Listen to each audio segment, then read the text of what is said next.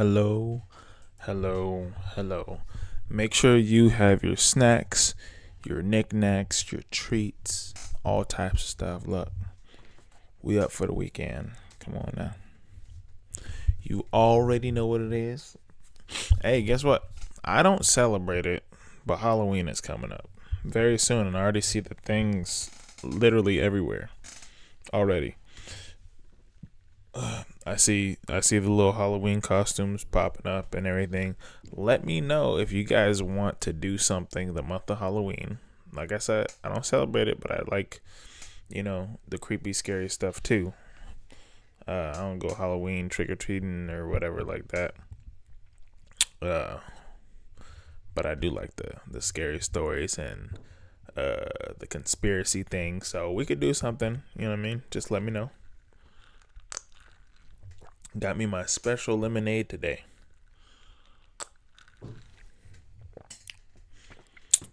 Very tasty. I made dinner. This evening. I made like a stew. So if you know what like pork shanks are, it's smoked pork shanks that I had. So what I did, I filled the pot up with like half water, had the pork shanks in there. And then I seasoned the pork shanks with the water very well with herbs, spices, and seasonings. I like to have everything pretty even. I don't measure anything. I do it from the heart. You know what I'm saying? Everything was very evenly seasoned, and then what I did was I chopped up the peppers, I chopped up the onions. I had yellow and red pepper. Yeah, yellow and red pepper, and then I had onions, purple onions in there. I had chopped up some lemons in there, without the skin. Chopped up some potatoes in there. There's something else. But anyways, I had garlic seasoning, onion powder, pepper, seasoning salt, and a few other things. A little bit of cayenne in there. I feel like you gotta have some type of spice or cayenne or something in whatever you eat at least once a day. Helps your immune system. Gotta boost that thing. But yeah, had everything in there in the pot, just cooking for about like hour and a half or so until I took out the pork shanks. Oh yeah, and then I had some rice cooking on the side in the rice cooker. I actually suck at making rice. Like I'm absolutely atrocious. You'd think like, oh yeah, you know how to cook. Not rice. I suck at rice. I'll clean my rice very well, but I can't make rice. I need a rice cooker. Shout out to rice cookers. So I had a rice cooker. You know what I mean? Doing its thing, and after the timer was up and it was ready, almost ready for everything to be done. Because the pork shanks, if you don't know what pork shanks are, it's like the forearm of a pig. So it's like almost looks like a mutton, like those cartoons where they like hold the bone and then it got the meat part. It's kind of like that, but like a smaller version of that. But it's still a really, really good size, right? So once it was marinated and the meat got a little bit softer, because it's a little tough if you take it like out the fridge or the freezer, of course. But I had already had it in there for about an hour and some change. Then I took out the pork shank, while the pot was on a slow cook, and then I shaved off and cut off all the meat off the bone, and then I put all the meat back in there, all the fat, all the everything, and then I had it sitting in the pot on high for another like 20 minutes, and then it was ready. You know what I mean? So then once I prepared all the bowls, I put a little butter at the bottom of the bowl. Then I put the rice, and then I put the stew. Bussin'. I'm talking about so evenly seasoned. Oh, it was good. Like the whole fam enjoyed. So blessings to everybody. What up, Sandra? Shout out to you. Come on now. Husbands in the house. Now I can say it. Hey, get you a husband that could cook. That's what I gotta tell all the women's out there is get you a man that could cook too. You know what I mean? I love to cook. That's my thing. That is my thing. That is my thing.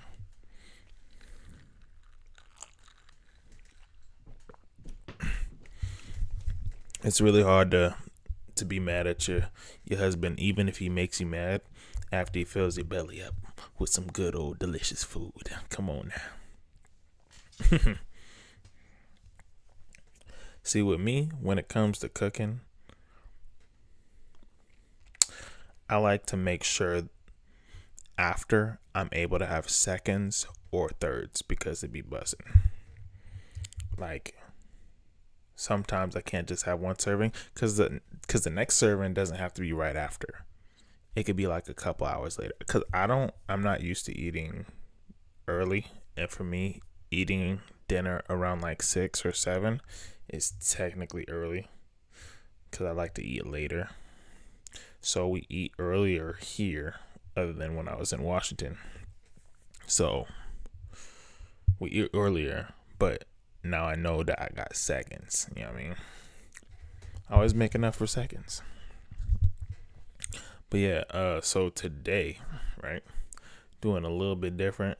I was scouring the internet, stumbled upon this gentleman. His title stuck out to me. One urban legend from every state. Look, I'm from Washington. Washington, we got like the Sasquatch. I think that's how you say it.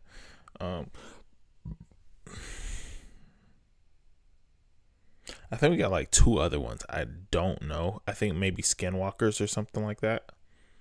And honestly, I don't really be hearing too much in Washington, but I know that there is because Washington's actually bigger than people think, and Washington is low key goated. So,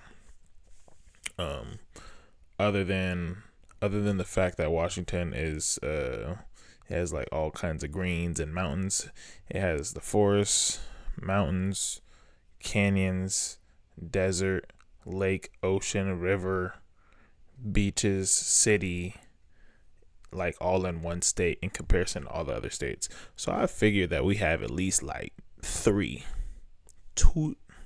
to 3 urban legends in Washington state. Let me know what urban legends, y'all guys got going on. Texas and Arkansas. I know in Texas, it's like chupacabras and stuff like that. It's like the chupacabra. Arkansas, I don't know too much about Arkansas at all. Like, I've never ever thought of like, yeah, I can't wait to go to Arkansas. That's not a thing. Not in my realm, at least. But Sandra, what urban legend is out where you at? What y'all guys got? There got to be one. Because I guess the biggest ones that I hear is like the Mothman, chupacabras, skinwalkers, shapeshifter kind of things, aliens, of course, mermaids, Sasquatch, like the CIA agents that are like all in black, but they're low key aliens because they ain't got no pupils. They just got blacks in their eyes. I heard that. Said Arkansas, the Gordon Ghost. I've never heard of that. So is that because I know usually when it comes to like particular things like that, it's like you have to be in a particular place to experience it, like in the woods camping or San Antonio. I used to stay in San Antonio for a little bit. San Antonio, the little kids ghost that pushed the cars over the train. What? Gurdon ghost. Oh, okay. San Antonio, the little kid's ghost that pushed the cars over the train. That sounds kind of wild. Like in my head, pushing cars over a train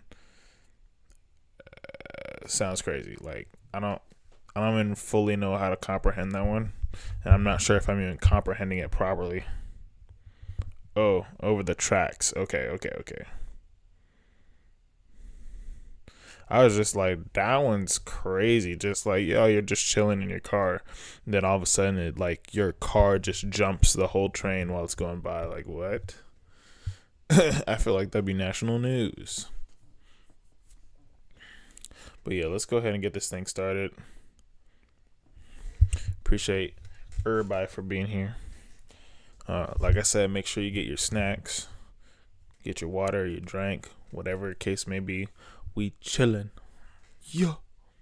One urban legend from every state. Yes, we're going to be going through each and every one of the 50 states and talking about an urban legend which originated in that state. But first, we need to talk about what exactly is an urban legend. According to Merriam-Webster, urban legend means an often lurid story or anecdote that is based on hearsay and widely circulated as true. That basically means these aren't real stories. They are cap. They real. At least 50%. 50% of them gotta be real. legends for a reason. They are myths. But many of these do sound actually somewhat realistic. Not all of them. Not all of them, but some of them do sound actually kind of realistic. And if you're a US citizen, I hope you stick around and find out what myth came from your state. I also want to make it clear that we're not going to be going in alphabetical order. Instead, we will be going in columns from up to down, left to right on the US. Why am I doing that? Because I want to. That's why. Because this is my channel. That's why. But before we do get into the whole video, I do want to let you guys know. He said, yeah, they died when their bus was hit by a train. Now, if your car is stopped in Wait, I don't know why my thing looks like that. If your car is stopped on neutral over those tracks, they will push it over the rest of the way. That's kind of crazy. Like, in no way in history would I ever let me go ahead and try this out. I don't think my insurance covers ghosts. We finally reopened up the Earl website. So we have a new clothing drop, and why not let this little promo video speak for itself? Hey guys, welcome back to another video. Before the actual topic starts, I do want to let you guys know check out his stuff. More involved. Oh, he doing it big. Shout out to him and his yes, thing. More official. But yeah, I can fix her. Want to break into cybersecurity but don't have experience? The Google. We here for the everything else. You feel me? But shout out to him. You know what I mean? Blessings for his clothing brand and his website and all the business. In the future, I'll have my own T-shirt joint come out. I've already been working on it for like a year, kid you not, but I'm gonna wait on it until I drop. Up is really gonna help a lot, and I did a cool photo shoot with Niachu, which is up on the screen right now. Look at us, super cool, right? So yeah, earldoesn't-exist.com if you want to support me. If you don't, it's completely okay. Anyway, now let's head on to the video. Washington, 13 steps at Mulberry. Let's Cemetery. go. Hey, shout out to Washington, 360. Come on now. Who would have thunk he would have picked? I know I thought he was starting on the bottom and then going up and then to the side. Surprised me. Why not start with Washington? Let's get it. Mulberry Cemetery in Washington has a strange legend that involves visions of hell and more. So this cemetery, located near the city of Bothell, is said to have been actively used between 1905 and 1960. What we're gonna do is we're gonna go on the map and I'm gonna show you guys where Bothell is. But he said, you know the Schoolhouse Rock song, Mr. Bill? I remember Mr. Bill. Mr. Bill. I remember of it. I don't remember the actual song, but I remember exactly what you're talking about because I used to have to do the academic game on the computer with Schoolhouse Rock. I learned absolutely nothing, but I love the little games though. My dad got mad because I was, I wasn't taking it serious. But hey, uh, Mr. Bill about getting school buses to stop over crossing the tracks. It was because that accident. That's crazy. There's no, seriously. No, I gotta have proof. That's crazy.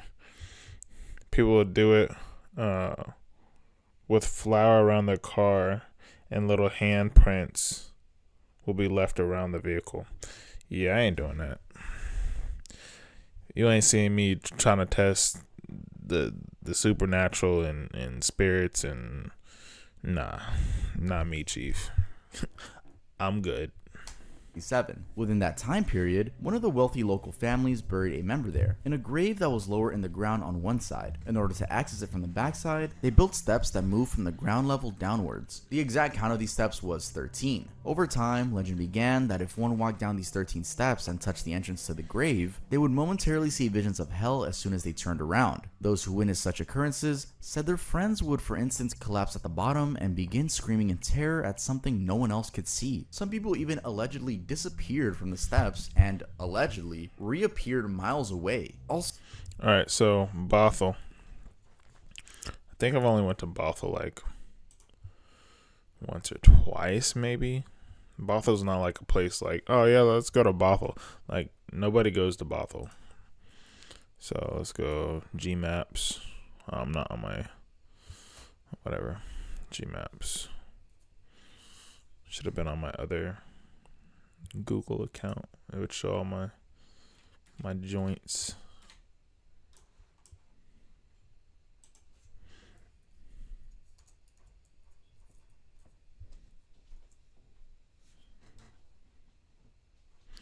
Okay, so I don't know what type of picture this is, but this is Bothell.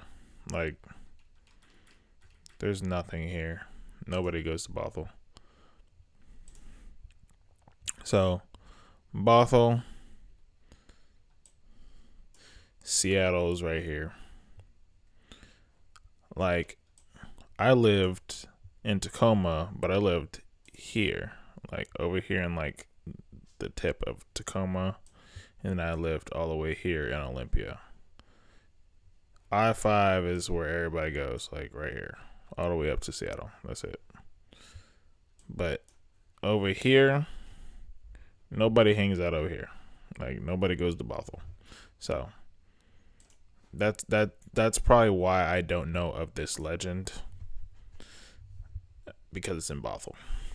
So some children apparently ended up never being able to speak again after reaching the bottom step. Eventually, due to the high interest in the specific grave, the steps were covered up and a no trespass policy was made for the entire cemetery. It's said that people still break in though and try to figure out where the steps are, even going around reading headstones. And welcome back to this U.S. Open office plan. Miller just lobbed a message way over Jones.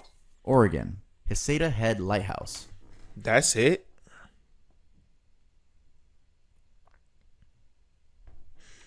I'm already low-key, not even low-key, I'm high-key disappointed.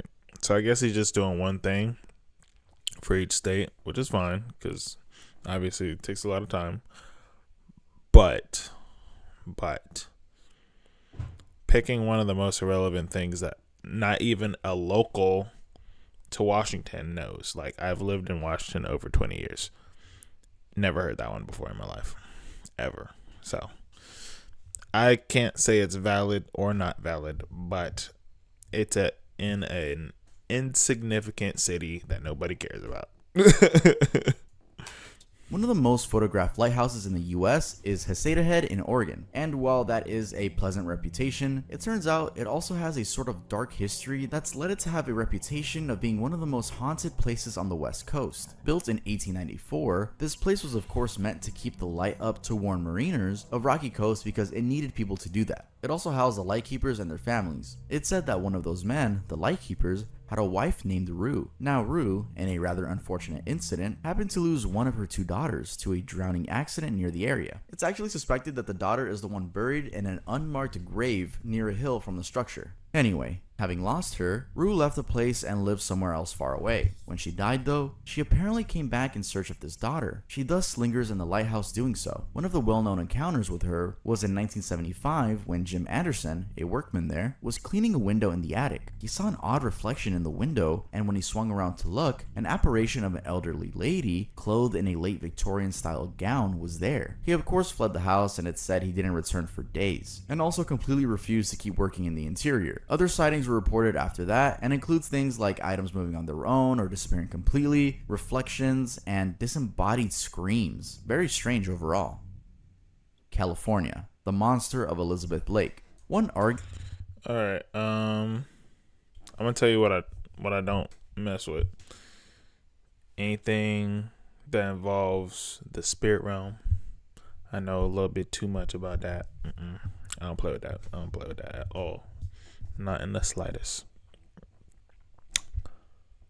For one, you can't punch no ghost in the face. You can't shoot a ghost. So things could just be happening. You just kind of sitting there chilling. It's crazy. Arguably fascinating bit of this legend is that the monster in question was apparently so freakishly scary that some of the locals, terrified to the core, sold their land or completely just abandoned their property. First sighted on. So what's the biggest? What do you mean? You said what's the biggest on? Like what's the biggest thing in Washington? I guess like.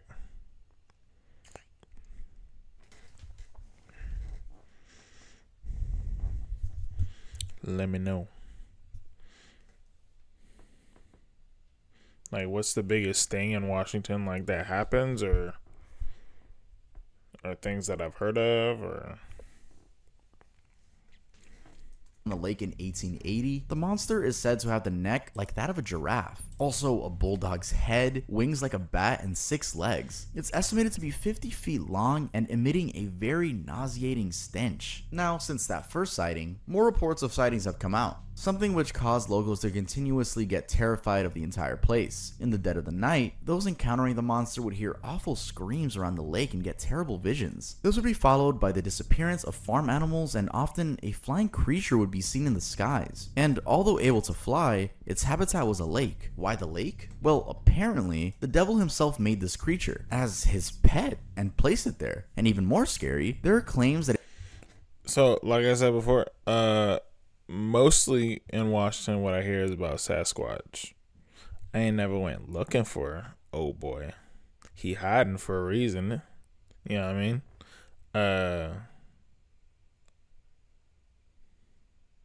Surprisingly, I haven't heard anything about like mermaids. I'd figure I would have, but no mermaids. It's just mostly been Sasquatch. You know what I mean? I don't think I really heard anything about aliens. More so like Sasquatch. That's the thing. That's the thing in Washington. Like if you know basketball, like the mascot. The mascot for when Washington did have a basketball team, Supersonics, it was a Sasquatch. But if you went deep enough into the lake, you'd find a passageway to hell, to the underworld. Some really believe this to be true, as the lake sits on top of the San Andreas fault line. Some have also been convinced of the creature being real, as there was no other explanation why farmers would avoid the otherwise fertile area. Join UFit Gyms or come try us with the free 3-day.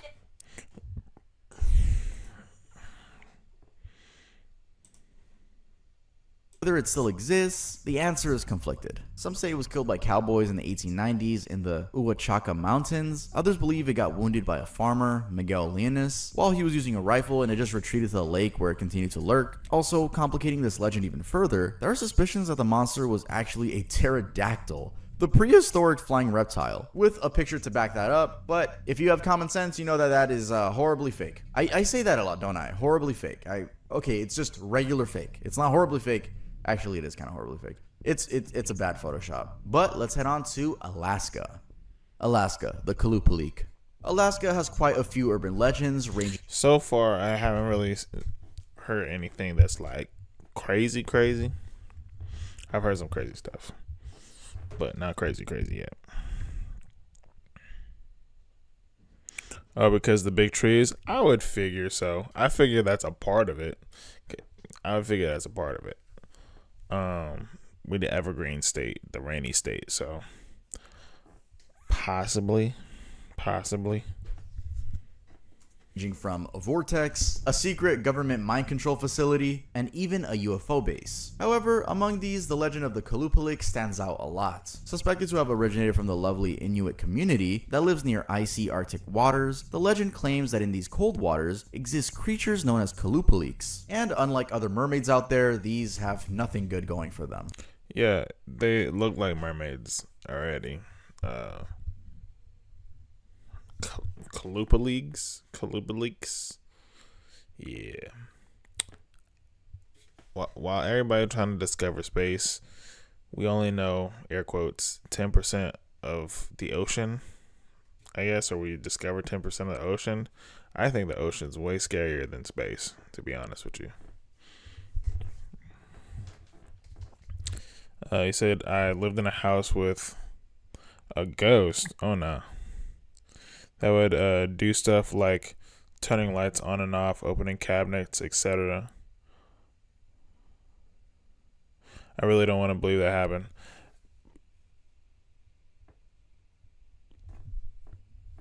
But if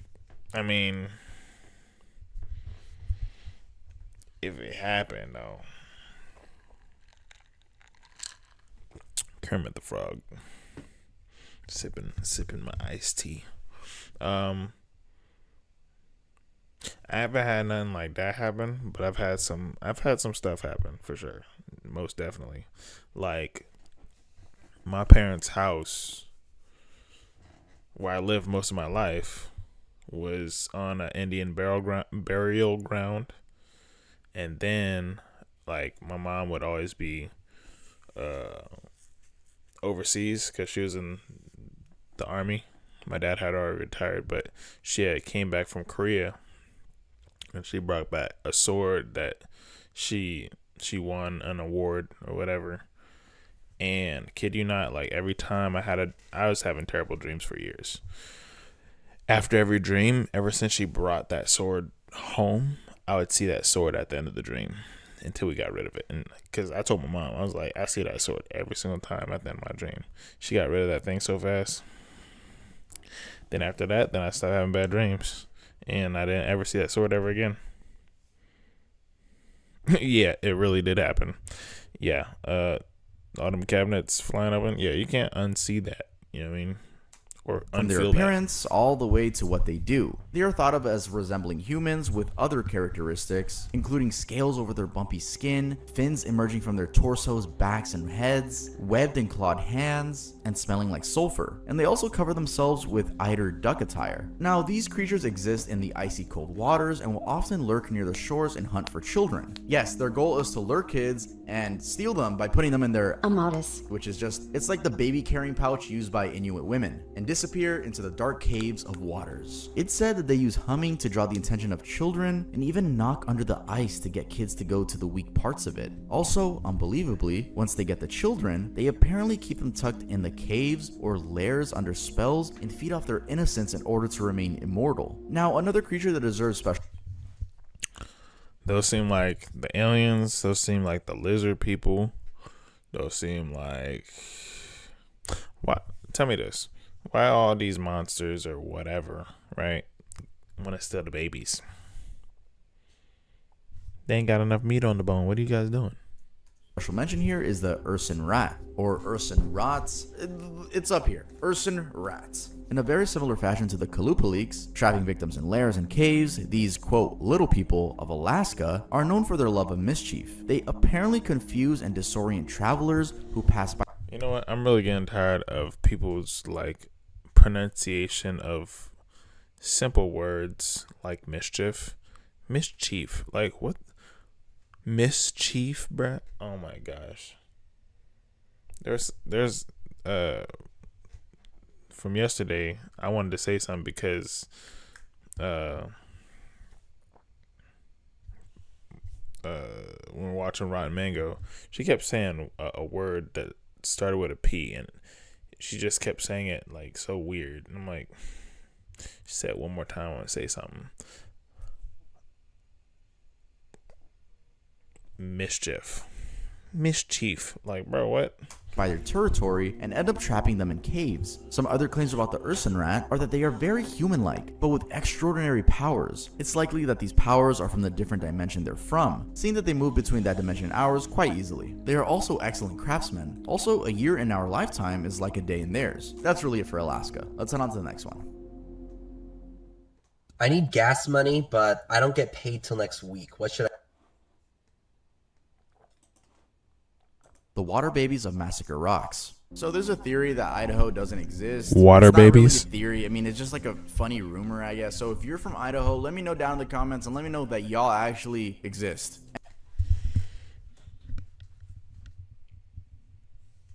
Nobody from Idaho is this. They read words they don't know.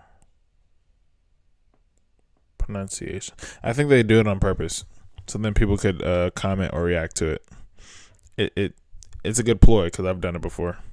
Anyway, we're not going to be talking about that theory that Idaho doesn't exist, but we are going to be talking about a much, much creepier urban legend, the water babies of Massacre Rocks. So, right outside Pocatello town in Idaho, there's an area known as Massacre Rocks. It's a beautiful place hosting all sorts of activities from golfing to fishing, birdwatching, hiking, and even camping. However, it's alleged to carry a dark history. Apparently, long ago, it was inhabited by Native Americans, and at some point, they experienced such a severe famine that it was impossible to find enough food. The villagers bundled together and decided there really wasn't enough to go around and that they had to do something about it. Unfortunately, one of the resolutions for cutting back mouths to feed was that new mothers would have to take their newborns down to the nearby river and drown them. This was opposed to having them die of hunger. Anyway, somehow, these babies would survive and live on as small fish, even adapting to their new environment by growing fins, tails, and gills. They would also morph into ghoul-like spirits that go on to play tricks on humans that came near the water, and they would consume the flesh of anyone that got into the water. It's alleged that they would giggle or cry to get unsuspected victims to be like, oh, there's a baby laughing or crying, and they would snatch them up like that. I guess not snatch them up, they're pretty small, but you get it, like that was their little trap thing. If you thought Idaho having water babies was creepy, well then let's head on to Nevada, which coincidentally also has an urban legend about water babies. Nevada. Water babies. How they gonna have something about water babies when it's near desert? You know what I'm saying? What are you guys talking about? Of Pyramid Lake. Found at Pyramid Lake in the Reno area, the story is that these babies could be responsible for the disappearance of fishermen. This is because every spring, it's alleged that at least one unlucky fisherman vanishes in the waters, and their bodies are usually never recovered. Some have claimed that this is due to the water being really deep, but then a different group thinks that the water babies are to blame. They believe that these babies have historically used the place as a hunting ground and sort of a place to exact revenge for what was done to them long ago. Apparently, these ill-formed, premature beings were thrown into the lake by the members of the Paiute tribe. The reason being that the tribe wanted to weed out the weak and keep itself strong. This of course made the babies angry, and so their spirits seek vengeance. It is said that till today, their cries and wails can be heard in the lake, especially in the early morning and evening hours, and in the spring, the prime fishing season. It's also claimed that they lurk just beneath the water, pulling in and drowning those who come too close, or just causing casualties like boat accidents. Utah Skinwalker Ranch.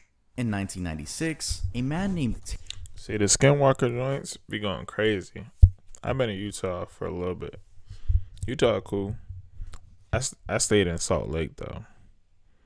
That's where I stayed. Nowhere else. So whatever else they got going on. Terry Sherman sold off his 512-acre ranch just 18 months after buying it. Why? Well, he had seen it all, from UFOs and mysteriously large animals to being followed home. Based on an interview he did in June of that year, he was convinced that something strange was going on in the ranch and decided he wanted to be no part of it. For instance, he and his family of 4 would often witness these flying objects that seemed to be from another world. One was a small box-like object with a white light. Then there was a 40-foot long one, and also a large ship the size of several football fields. They also saw one that emitted a red ray in waves as it flew along. Then he had also We're just looking at like infrared right now. Like, what are we doing? It looks like a farm, and that's about it. discovered strange patches of flattened grass with circles about 8 feet, all within 30 feet of each other. Nothing could explain these perfectly flattened circles. He also claimed to have heard male voices about 25 feet above him, though looking up, nothing was there. His dogs had barked at the voices before running off. Even weirder, he lost cattle, 7 of his cows just vanishing and some being found mutilated. And that wasn't even all. There were even these wolf-like creatures, though about 3 times the size of a normal wolf, that were impermeable to bullets. He had a Listen. Let's get an understanding of how big a wolf is, okay? Let's make this make sense, right? Because just saying, oh, big as a wolf, like, that doesn't explain anything, you know?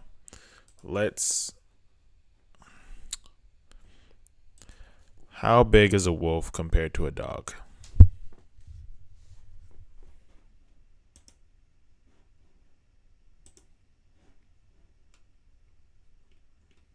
We need a side-by-side comparison. Great Dane, Grey Wolf. All right, so look. So you can obviously see like a decent comparison. Great Danes are big, right? It shows Grey Wolves are big. If I could remember, he said 3 times the size of a wolf, of a normal wolf or something, right? 3 times the size of a normal wolf. Okay. 3 times the size of a normal wolf.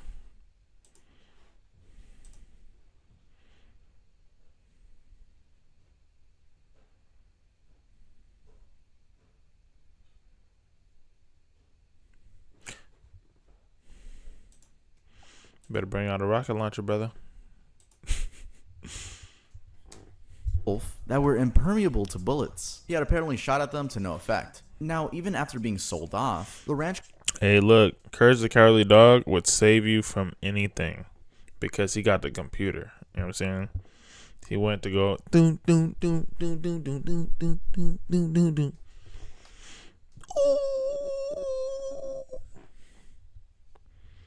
You stupid dog, you make me look bad. Hey, shout out to Courage the Cowardly Dog. But yeah, a wolf being 3 times, or them seeing a wolf 3 times the size, bro, no. Yeah, that's practically a bear. Chupacabras are like little gremlins, as far as I know. And they eat your cattle and stuff like that. Continued to be the ground for these mysterious events, and even got the reputation for being cursed. One such activity is in the name, Skinwalker. This is the sighting of the wolf that we just talked about. It's a human-like creature, a shape-shifting werewolf, that also has a history in the Navajo Nation. It's in the tribal folklore that it was called a Skinwalker. Arizona. Look, we're not gonna skip over the Skinwalker like that.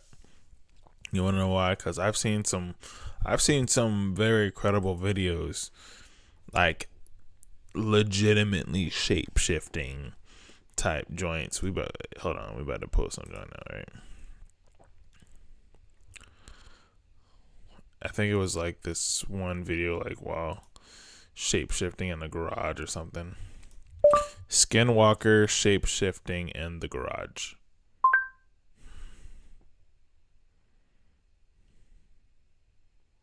I think it might be this one right here.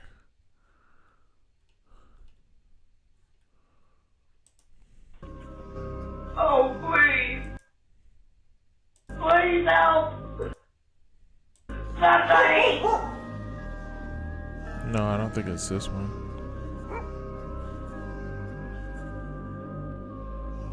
I would like a bone.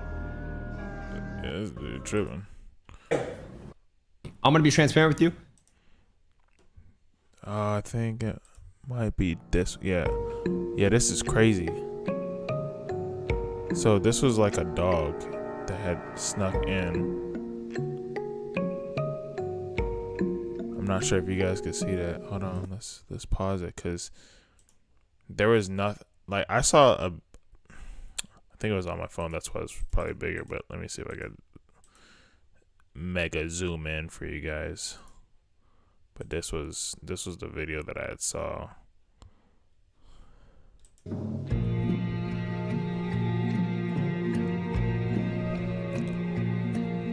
like it was a guy, and then it shapeshifted into like a dog. Yeah, look at that. Or that's not. It wasn't a dog. It was like a creature thing. That's why its legs are skinny, its head big, and then it shapeshifts into a dog. Oh, and then it crawls and slithers away. Like, that's insane, bro. Dude sees it and he's like, oh, heck no. Dude. But the thing is, the Skinwalker was taking like a crazy amount of time to shapeshift, so it was like hiding forever in the shadow. But the dogs were like bugging. They're like, oh, hell no. Look, I'm gonna tell you right now. If I get a dog one day and it abnormally does like some crazy, I'm shooting it dead ass in the head. No cap. I'm not playing no games with nobody, bro. I don't care.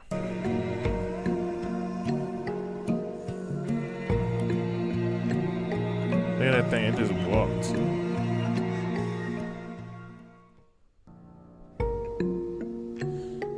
I wish I could find that whole video though.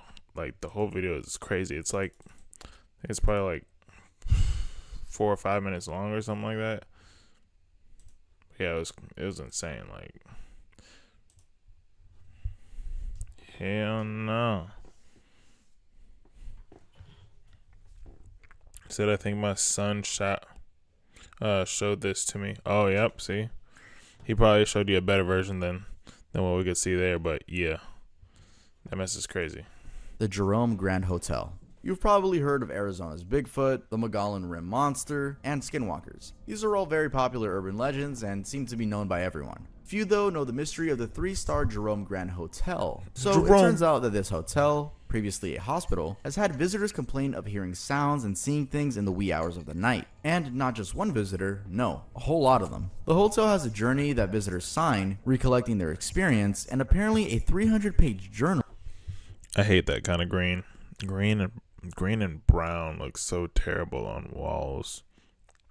Like, I understand they had their own aesthetic and whatever back then, but this is not hitting. This is like, oh my gosh, like that peppermint ice cream. I hate peppermint ice cream. I think peppermint ice cream, bubblegum ice cream, top tier, the worst. I feel like people that eat those don't scrape the back of their tongue and they don't floss, so. Gets filled each year. Top among these scary encounters include hearing voices, especially on the 3rd floor, and a ghost cat jumping on the bed and walking around. Room 32 is also featured heavily in these visitor accounts. What causes all of that? Well, from 1927, when it was opened, to 1950, it was the United Verde Hospital, a hospital that was considered one of the best and most modern in Arizona at the time. Problem is, a lot of people died there. A total of 9,000 people to be specific. And most of these people died on the 3rd floor, where an operating room was located. It's suspected that this is why most of the noises heard are on the 3rd floor. Also, it's alleged that room 32 had 2 known occurring there, hence its heavy haunting. One of these was a former miner who was confined to a wheelchair. He was reported to have climbed. To be completely honest, that's kind of surprising to only have 2 suicides after like 9,000 deaths.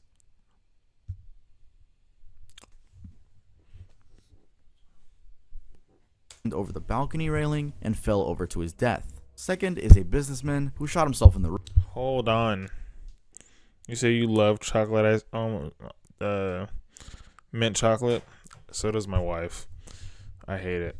It is like, it's not the bee's knees at all. There's so many different other flavors and combinations you could have. Like, mint ice cream is not fire. Like, no pass on that. Nobody's ever just like, yeah, let's get a bucket of mint ice cream. Like, no. It's either vanilla or chocolate or strawberry. Nobody's asked for a gallon bucket of mint ice cream. Felony immediately. room. Now, what I just covered is the tip of the iceberg when it comes to horror stories in this location. It's said, for example, that a caretaker once committed suicide in the boiler room, and in 1935, a maintenance man, Claude Harvey, got crushed by the elevator in the basement. The general manager, Chris Arthur, even recalls a time when he received a phone call at the front desk from an unoccupied room with a lady talking on the other end. He of course went to check and no one was in the room. It's no wonder it was featured on an episode of the Travel Channel's Ghost Adventures. Montana. Ghost of Little Bighorn Battlefield. It said oh my gosh, Latinas boom. No. What were the other deaths? Honestly, the biggest surprise out of that spot was like that there was only 2 suicides. The only thing that's really kind of took me back is the Skinwalker. Skinwalker is terrifying. That mess is crazy. In 1876, there was a war called the Great Sioux War, and part of it was the Battle of the Little Bighorn, where a local tribe at Little Bighorn River, the Crow Indian tribe, were fighting for their land against occupation by Lakota Sioux, Northern Cheyenne, and Arapaho tribes. Desperate to hold their ground, the Crow tribe called the U.S. Army for reinforcement. The Army sent about 700 soldiers, the 7th Cavalry Regiment, but they were met with a complete massacre. The total count of the dead was about 268, with 55 seriously wounded. Ever since, the place is said to be haunted by the spirits of those who died. People have apparently heard screams, yelling, and even gunshots from the area. Others have reported hearing sounds of horses. Now, interestingly, one theory that tries to explain these sightings and witness accounts is that it's all just an audio being played back to scare people, I guess. Sort of in the sense that so much violent energy was expended during that war that it made a quote impression on the land. Then, under the right conditions, someone plays the tape back to get witnesses to hear it and tell the story. But again, that is just a theory. Let's head on to the next one. What I really These lackluster ass stories, bro. I wanted something to be like, oh man, I'm having some stuff that I'm shrugging. I'm like, I want to hear some stuff like I've never heard before. But I was stationed in Wyoming, so no, there's not aliens. If anything, I should know that because I was out there long enough.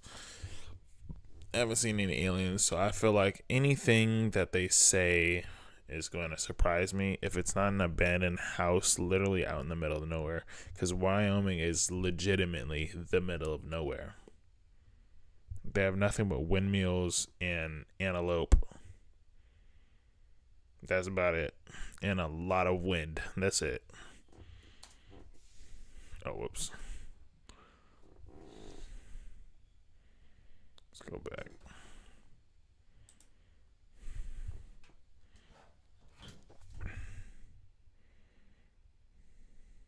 He makes it such a downer. I wouldn't say it's specifically him.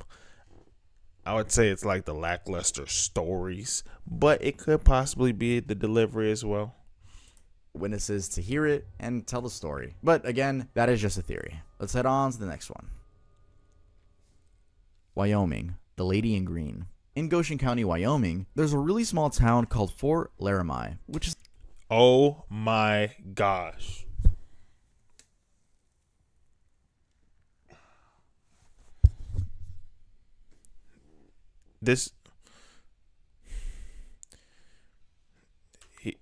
Listen, before I say something, I'm going to give him the benefit of the doubt that he's not talking about where I think he's talking about. We're going to Google Maps, per usual.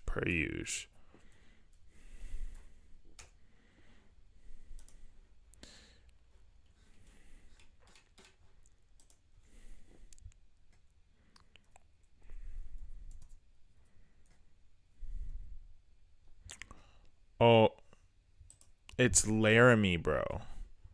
Laramie. He said Laramie. Bruh.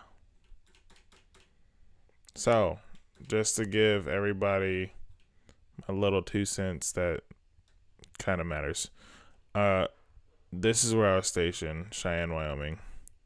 More specifically, this Air Force Base here, F.E. Warren Air Force Base, there, boop, right? Hated that base, terrible. Yeah, I lived right on this road here.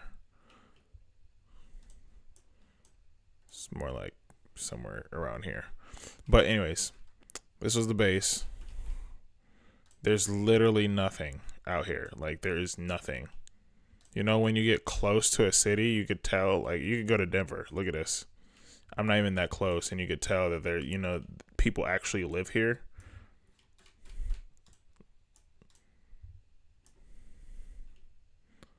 Look at this. Look at this. There's nothing. This is a major city for Wyoming. But Laramie, the actual, like, city of Laramie is here. Like, this is where the university is. This is Laramie, right? This dude called it Laramie. Dog, I'm hot. And I don't even like Wyoming. But he said Laramie. Insane. It's called Laramie, bro. What the Fort Laramie. But yeah, I've never been on this side of Wyoming. Well, kind of. Actually, yeah, I have. Because I did training up here in Guernsey. Guernsey, there's Guernsey is legitimately, there's nothing. Look at this. Look at these pictures. What is this? What is this? You know what I mean? What is this? Absolute nothingness out in this bitch. Nothing. Like, I kid you not, shit be closing at 6:30 in the PM. Yes, I know. Crazy. Like, there's no street lights, like, anywhere. So if it gets a little dark, everything's closing. There's nothing out here. Anyways, look at this. This is an actual restaurant. I'm not kidding you. Like, this is an actual restaurant. This is an actual restaurant. Like, not even it's a bar. Like, this is what that shit looked like too. Nothing. Oh my gosh. Like, probably a graduating school of 12, including your teachers. Like, what? But yeah, it's Fort Laramie, sir. Jeez, my goodness. Laramie. It's named after the nearby historic port where a lot of military excursions were staged back in the day. And when I... Oh, you said your uncle's Air Force? Shout out to the Unc. Oh, and the first Desert Storm. Yeah, that's crazy. Desert Storm was crazy. He said wartime is the best time to see aliens. Hey, get him on here so he can tell a story. I'm trying to hear some stories. You know what I'm saying? Aliens. I want to hear about that.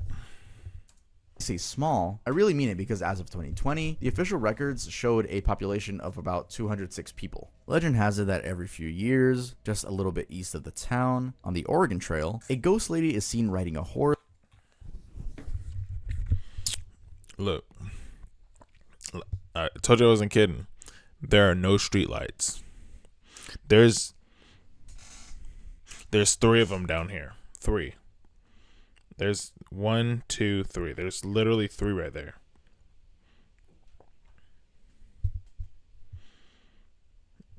All that reminds me of is like that episode on SpongeBob when they're trying to find like the murderer, but it's SpongeBob. He's standing there menacingly. Oh no, they called him the Maniac. It's the Maniac. Said my husband's from Montana, Montana. Just asked him. He hasn't been there, but people he knew had gone and said, yeah, very haunted at Little Bighorn. They heard things. Hey, look, I ain't trying to hear no things. You feel me? I already have terrible sleep as is, but look, I don't need to hear no things. You feel me? Not for me. Couldn't be me. I don't do those. I don't do those. While wearing a long green riding dress. Apparently, this is the daughter of the agent who had been in charge of the American fur trading company that had been in operation in the area. One day, she had come to visit her father, and simply due to her stubborn nature and inexperience with life there, she got lost, never to be seen again. Described as used to have. Listen, to get lost in Wyoming, you have to be an idiot. Because you could either go up, down, left, or right, and you can't miss anything. Because if you run into something like a city or whatever, that's it. Like, there's nothing in between, because there's absolutely nothing in between each city. Like, from Cheyenne, Wyoming to Laramie, that's like a 45-minute drive of nothing. Like, there's not a gas station, nothing in between. Nothing. And not even considering going up north. Like, oh my gosh. Like, that is the most nothing I've ever been around in my life. Besides when I drove from Wyoming through Denver up through Utah, going to Salt Lake. I would never do that ever again. Like, I drove in between mountains. It was insane. Couldn't do it. Not me ever again. Like, I'm talking about, the mountains made me feel like this small, and then like the mountains were like this big. Dog, talk about like shitting my pants, because there were no railings, and you're like driving on the side of the mountains. The fall, crazy. I was able to like look on my peripheral just ever so slightly. I could feel it in my bones right now, as if I'm there right now. Like, in my peripheral, I could see down, and you couldn't see down enough to see the bottom. Oh my gosh. It felt like I was driving on the Empire State Building on stilts. Stop playing with me. Having her way, as well as being educated and classy, she had been assigned a round-the-clock guard both within and outside the compound. Problem is, she chose a horse that was rather aggressive and difficult for her to handle. So during her stay, her horse just suddenly took off. Men chased her down, but given the nature of the horse, they couldn't catch up, and eventually, they couldn't trace her. They looked for her for a considerable amount of time before it was finally decided she was gone for good. She would then turn up later in ghostly sightings, still wearing her green dress. Colorado. See, it wasn't green before, it was white. She pooped in it. Simple. Stank butt. The Lafayette Vampire. How do you kill a vampire? A wooden spike through the heart, right? Well, that theory isn't new, it's been around for years. But it actually brewed one of Colorado's classic urban legends. The story is that back in 1918, right in the middle of the catastrophic flu epidemic, a man named Theodore Fedor Glava, an immigrant from Transylvania, died in Lafayette and, rather shockingly, was discovered to have been a vampire. He of course died from flu complications, but then the fact took a backseat really fast when a tree grew right in the middle of his grave. People were convinced that the tree grew from a spike that was driven into his heart. Stop it, man. People want to make up so much stuff. It's crazy. You do know, like, they don't really be putting people in the ground, right? They dig them niggas up. Like, they're like, all right, time to get up out of here. And then they just fill it up with dirt. Like, there's nobody in there. Surprise, surprise. Also, there have been claims that he'd been a tall, thin man with dark and long fingernails, and would also wear a long trench coat, features which, when combined, gave him the classic vampire look. And to try to keep him locked in the grave, people would often sprinkle salt around the headstone. Salt, as vampire fans know, is used to repel and keep away evil creatures such as vampires. And just to offer a little more context, the whole attempt to try to wade evil spirits from the grave is because there have been reports of strange occurrences nearby. These include batteries draining when near the tombstone, a shadowy figure lurking on the... The only reason why people's battery draining is because they got an iPhone. That's it. iPhones can't hold a charge to literally save your life. Like, at all. So, next. Grave, voices and strange lights, roses growing from the vampire's fingernails, physical beatings of lone passersby, and a whole lot of other stuff. Now, something also interesting is that Glava shares a tombstone with a man named John Trendifer, who died in 1918, aged 27, also likely from the flu, but he doesn't get talked about much. These are kind of corny, I ain't gonna lie to you. Womp womp. Man, look, I thought these were gonna be fire. The only ones that have been fired are the ones I already know. Sadly enough. Oops. What do you say? The dark what? John Trendifer, who died in 1918, aged 27, also likely from the flu, but he doesn't get talked about much. New Mexico, the Death Waltz. Being vast and with a really long history, New Mexico has plenty of urban legends compared to the other states. In fact, almost a year ago I covered one of them, that being La Llorona. She's this tall, thin woman, donning a tattered and soiled gown, floating and gliding above the water. Listen. Well, all these ghosts never fresh. You know what I mean? All these ghosts stink, but tattered, green, brown, dirty. You ever heard of dry cleaning? You ever heard of deodorant? Perfume? You know what I mean? Wash your face, wash your butt. What's up? Like, why they all gotta stink?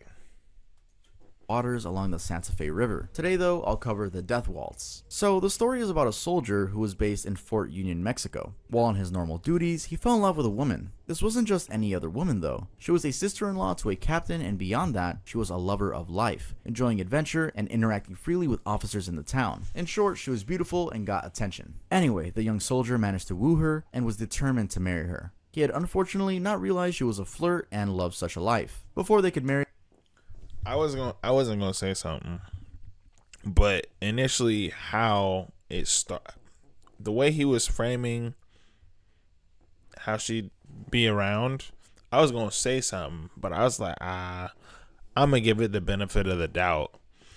Kind of find out she is a flirt, and that's crazy. I was saying. he fell in love with a woman. This wasn't just any other woman though. She was a sister-in-law to a captain, and beyond that, she was a lover of life, enjoying adventure and interacting freely with officers in the town. Interacting freely with officers in the town. Listen, nobody just interacts freely with officers in the town if you ain't getting no play. Okay? Okay. The cat isn't going to come back to your porch if you didn't feed it. Meow. In short, she was beautiful and got attention. Anyway, the young soldier managed to woo her and was determined to marry her. He had unfortunately not realized she was a flirt and loved such a life. Before they could marry though, the soldier was sent off to war, and while departing, she promised him she'd never marry another should he die out there. I feel like I know what route this is going to go. Let it play on, player. There. Sadly, the soldier died out there just a few days later. Damn. Now being the flirt she was, she announced that she was going to marry someone else. What happened next though was chilling. Apparently, while in the wedding's decorated ballroom, dance in progress, a door flew open by itself, a breeze of wind felt, and a strange cry, unlike that of a human, sounded out as candles dimmed. It was the ghost of the soldier. He grabbed her and began dancing as the band and her husband went into a trance. The ghost is said to have sucked the life out of her in the process. Yep, he really said, if I can't have her, no one can. Let's head on to Hawaii.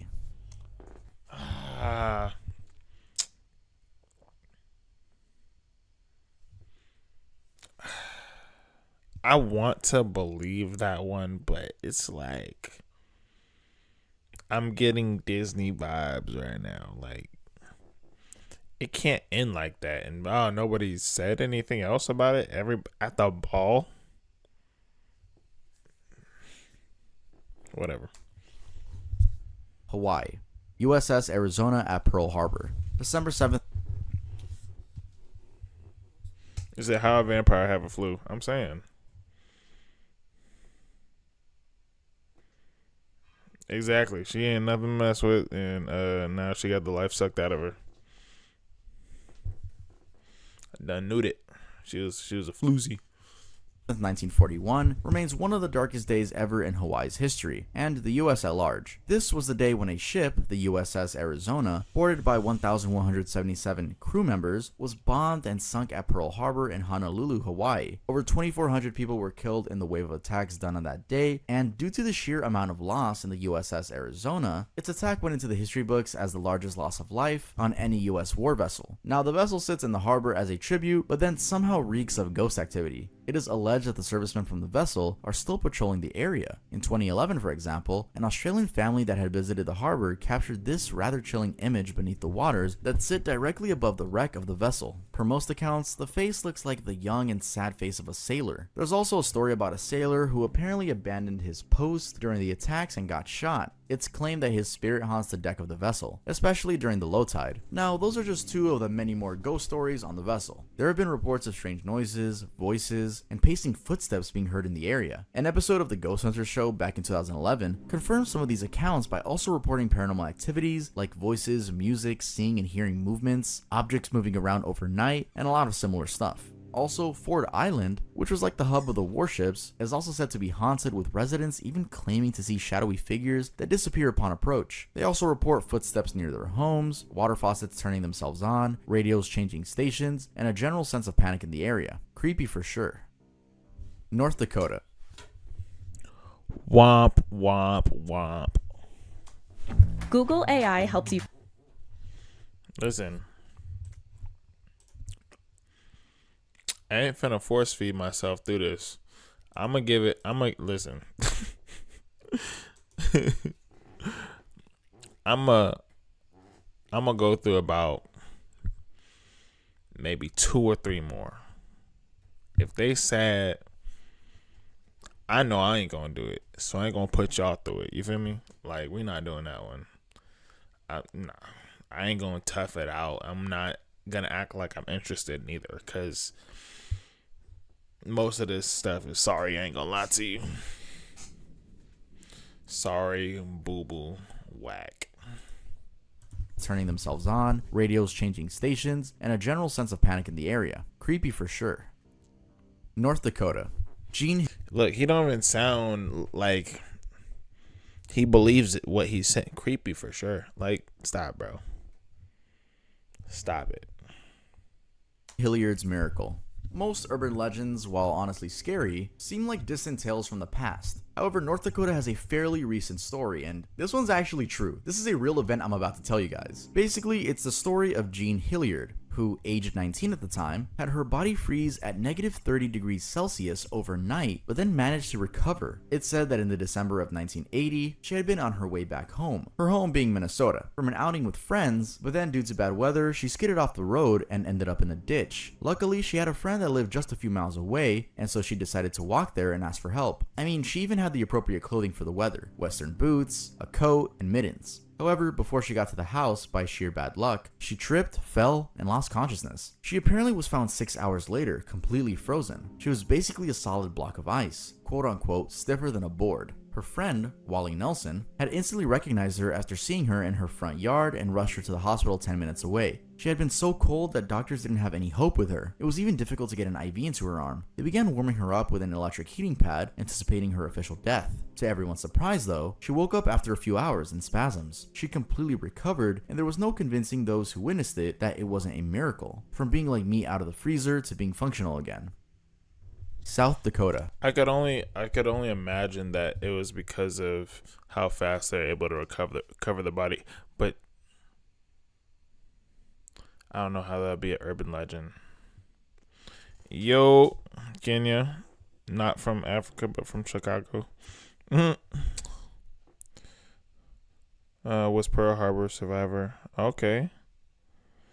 When he was passing, he said he was being visited by his shipmates. Hey, yo. I'd be like, nah.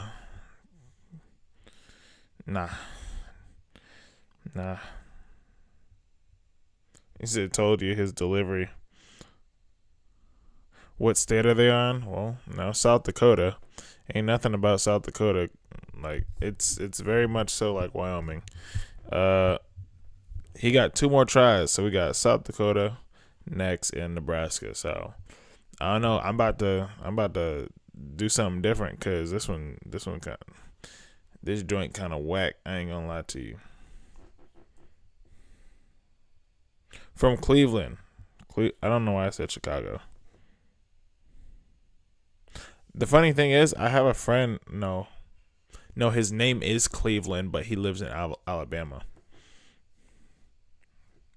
I have a friend named Cleveland, and he lives in Alabama.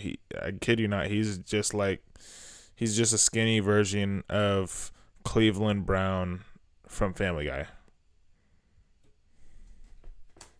Gitche Manitou murders. In the extreme northwestern corner of Iowa, there's a small nature preserve called Gitche Manitou, though in Iowa, the same preserve is really close to South Dakota, just a little southeast of Sioux Falls. So, this story sort of transcends both states, and it's a rather bizarre one with a well-documented history. The legend in general claims that Gitche Manitou is a haunted place and gives two reasons. First, it was an ancient American Indian burial ground, and second, in 1973, 4 teens were brutally murdered there. Now, while there are no specific accounts on how the hauntings happen, the overall claim is that it's particularly intense at night. Most claims lean on the cruelty of the murder incident, which in summary took place on an evening of November 17, 1973, after 3 brothers, Alan Fryer, David Fryer, and James Fryer, attacked 5 teenagers: Roger Essam, 18, Stuart Bade, 18, Dana Bade, 14, and Michael Hadrath, 15, who had been camping in the woods. The brothers, impersonating narcotic officers, not only confiscated the marijuana the teens had, but also ended up killing them in cold blood and leaving their bodies out in the woods. They also raped one of the teens who survived and became a witness against them. They'd later tell the court they the marijuana the teens had, but also ended up killing them in cold blood and leaving their bodies out in the woods. They also raped one of the teens who survived and became a witness against them. They'd later tell the court they thought narcotic officers were allowed to kill drug users. Anyway, you can probably see why this place is thought to have ghosts lurking around. Womp. I don't want to hide. Alright. Sorry, that mess was dookie, but that wasn't even good. We're trying to find some good stuff.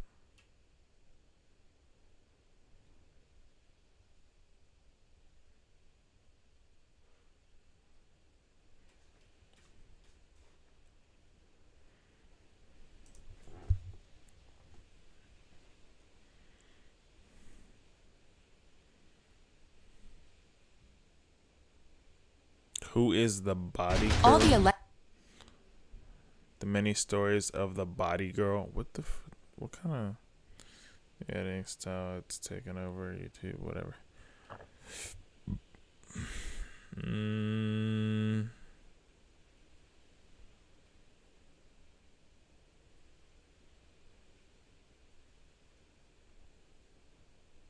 Oh, this dude's dope.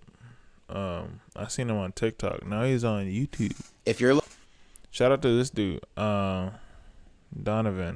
if you're looking for another, I'm gonna go check that video out later. Shout out to Donovan. Let's see. This dude's funny.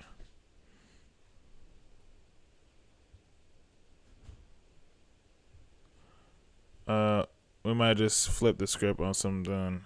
16-year-old cult leader. That's kind of crazy. Disturbing world of unknown cults. Cults are crazy. I'm sorry, but weed has never made me want to kill nobody. Wild. I'll tell you about the house I lived in. So did you just recently move from the haunted house that you lived in before? I think the spirit was trying to tell me something about my ex. Listen, I ain't talking to nothing about no spirit, whatever. Hell no, that's a demon, bro. I ain't doing that. Not me. This Kevin. I worked at a Skinwalker motel. I have stories to tell. That one looks pretty interesting. If you're ever driving, That one seems pretty interesting. We might have to do that next time. That one.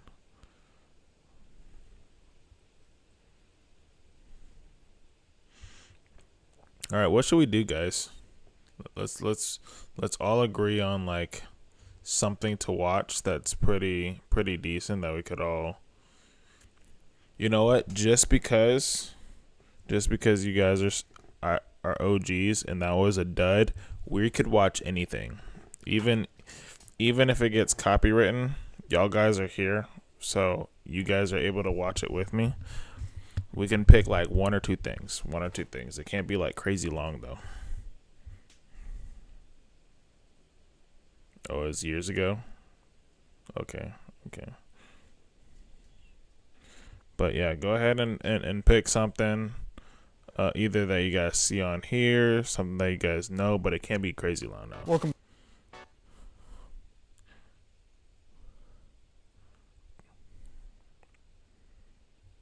Why are Koreans fleeing Korea? Oh, that's crazy. That's pretty interesting. What's up, idols? It's CC Lesson. I probably wanna do a video on that. He does not deserve this. Since this issue was it's kind of crazy. All right. since this 3 Facebook Marketplace horror stories animated. Few years. I feel like that's.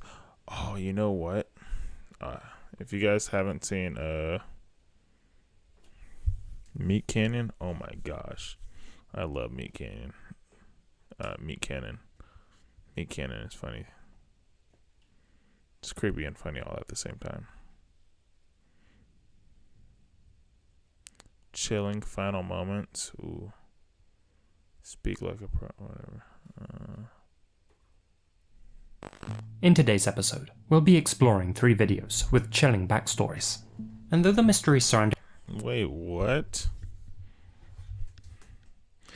They were kissing angels and the spirit would separate them all the time. Listen, Linda, listen. You can tell me if you're on drugs or not, but that sounds absolutely crazy.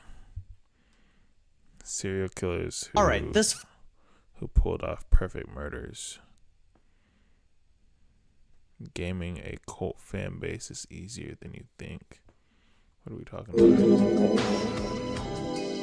All right, so look. You want to know how to have that support system?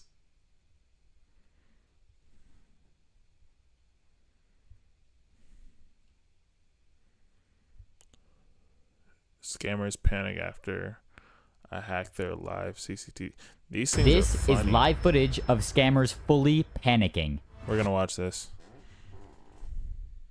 Ever feel like your brand's social media content just doesn't pop the way it should? You're not alone. But Fiverr has the solution. Did you know that user-generated content can lead to... Hey, well, shout out to us and shout out to you because that's a blessing. Not just anybody could hold it down like us. This is live footage. I'm appreciative to have you be a member. Very honored. But let's, if you guys haven't watched any of these, I haven't watched any of these in a long time, but seeing scammers get scammed is absolutely hilarious because I've definitely got scammed. I've got scammed, so let's see this. Of scammers fully panicking. Let's give these scammers a phone call and record their live reactions to a hacker revealing their true identities. Yeah. My name is Sanjeev. Your name is Sanjeev, and your friend next to you is wearing a brown shirt. So, Sanjeev, why are you scamming people, Sanjeev? You are Sanjeev. You are Sanjeev. और आपका नाम लिखा था राजा. राजा. Oh yeah, this is definitely it. They're taping it forever. Alright, so I'm going to explain to you how I found these scammers. I was doing my usual look around for scammer phone numbers when I came across a list of websites. Hold on.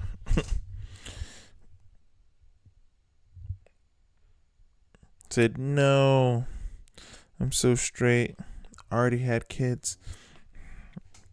Listen, with the whatever pulling angels apart from kissing sounds crazy. Like, that's something that you can't even say out loud in public. People be like, what'd you just say? Sites that looked very scammy to say the least. The website looks fairly tame and legit on the surface, but in reality, it's all a scheme to get you to pay for useless drivers or security. But who are the people coming across a fake website that's offering Alexa support? Well, someone who just purchased themselves a brand new Amazon Alexa device, and when they tried to set it up, the instructions informed them to download the Alexa app. So they go on Google and search something up like download Alexa app, but instead of coming across the Google Play Store or the App Store, they get those fake sponsored scam links that I showed you previously. Now on the website, the victim is given multiple options of download. I'm using Windows, so I go ahead and initiate the download for Windows, and I get this fake looking That is funny.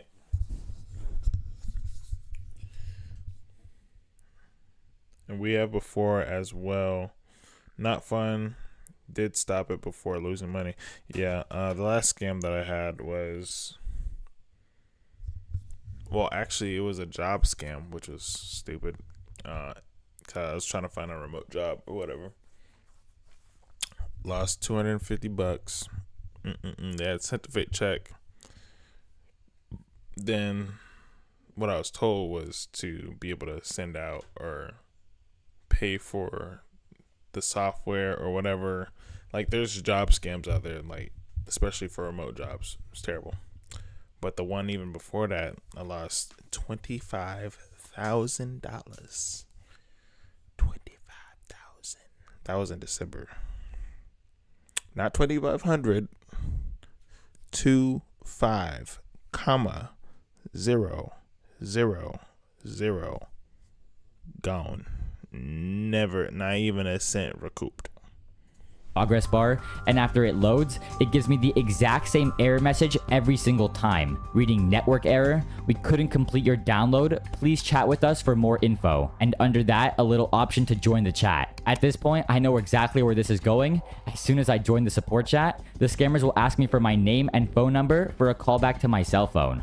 Once they have me on the phone, they will convince me that I need to install remote access software for them to fix the issue. And I do the one thing that you are never supposed to do. I let them remotely gain access to my computer, but while they attempt to connect to me, I am actually connecting back to them, reversing the access onto their computer. What is Let me just show me, you. I don't know what the IP is. Look over here. Do you see that here? What is that? These are the people who are connected with your computer, sir. They're connected with my Right computer right now? Right now, the scammer is connected to my computer, but I've actually connected right back to hers, and I'm watching her computer screen as she attempts to run the scam. With your devices, yes. And in order to do that, sir, in order to install the device, the drivers, and to make sure that they work fine on your computer and there'll be no trouble in the future, how long you want the driver? So you want it for the 2 years, you want it for the 3, 5, 10. Now, while the so-called issues on the computer are actually completely normal, and everything the scammer has told me up to this point has been a lie, he will now try to pitch me one of their bogus support plans. Oh, okay, and what's it called? Okay, so I see the price here. It says $299 for 2 years. And then I see $390. For the protection of your phone. Yeah. Yes, for that, it is the protection on your devices as well. For example, if in the future somebody gets connected with your computer or your... I'm always shopping the real. They drop over 10,000. Scammers all need to get got. To do anything bad activity on the devices of yours, they won't be able to connect with you, so... Long story short, how I lost $25,000 is I thought it was an investment that I was doing, right? Bitcoin, right? Yes, I know. Yes, I thought it was a Bitcoin investment. I was making the right investment for my family in the future. Lo and behold, a month later, come to find out it's not. I cannot recover the funds, because the funds have already been transacted from USD to Bitcoin and transferred, blase blah, gone, just like that. And yeah, that was within the same time when I proposed and when I was planning on moving. I had lost my job. It was a whole bunch of stuff all in one thing, all in one. And I was just like, I couldn't make this up if I wanted to.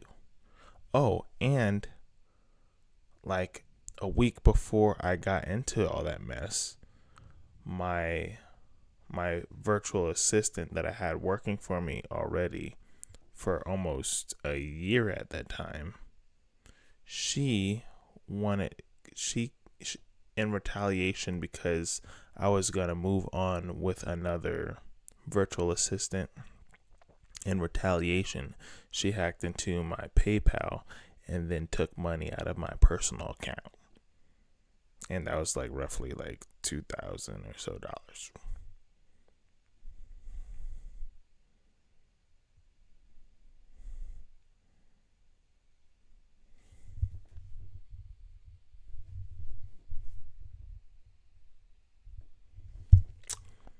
Didn't get that back either. So, in a very long story short, that's initially what happened within like the end of November to like the end of January. All of that in one. Oh, and at the same time, I had to finish paying my lawyer as well, and that was like $7,500.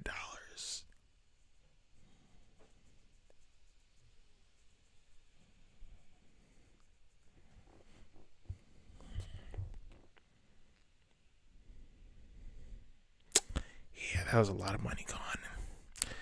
Still not recovered. Okay, wonderful. So that's all I have to do is pay for the security and all those problems will stop? Yes.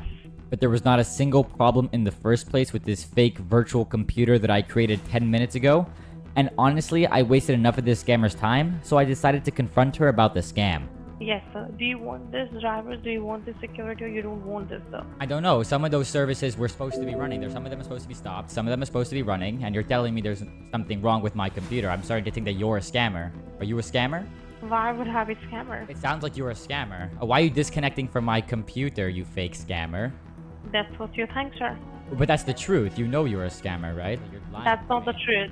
Alright, so where are you located No. right now? Where are you located right now?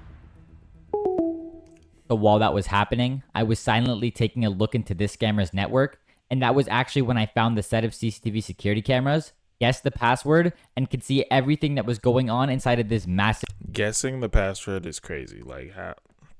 I mean, I would... However, I don't know. ...scam call center.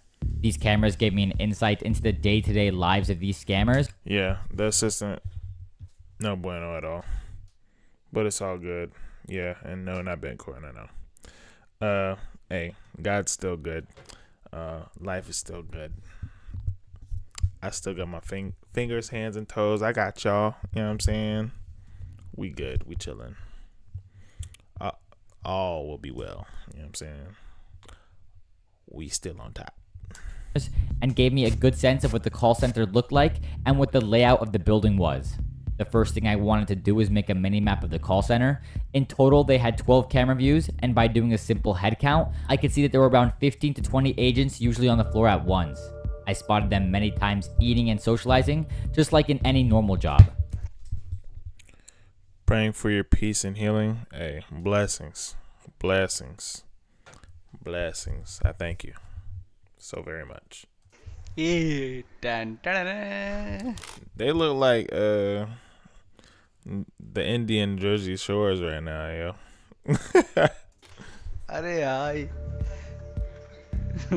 Now, while I gained access to only one machine in this call center and just breached their CCTV security cameras, I didn't know how I was going to further advance my investigation in proving that these people are guaranteed scammers. I had access to their cameras, but they didn't have a feature that allowed me to listen into the audio, and even if I could listen into the audio, it would be very difficult for me to record any scams. The scammers were actually nice enough to have call recording on. Do you consider yourself a dedicated...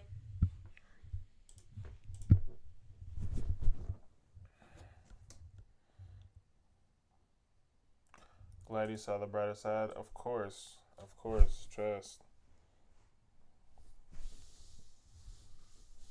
Yeah, it's a part of my journey, you know what I mean? Like, things could have been way worse. Way worse. Way worse. So, hey, I'm just glad I'm able to tell the story now, you know what I mean? Tell people, you know, I'm just glad I can tell the story now and help people not get into that situation. You know what I mean? So I'm in a blessed position, even more blessed than I could have ever been. So I ain't got nothing to complain about, but I appreciate it. Thank you.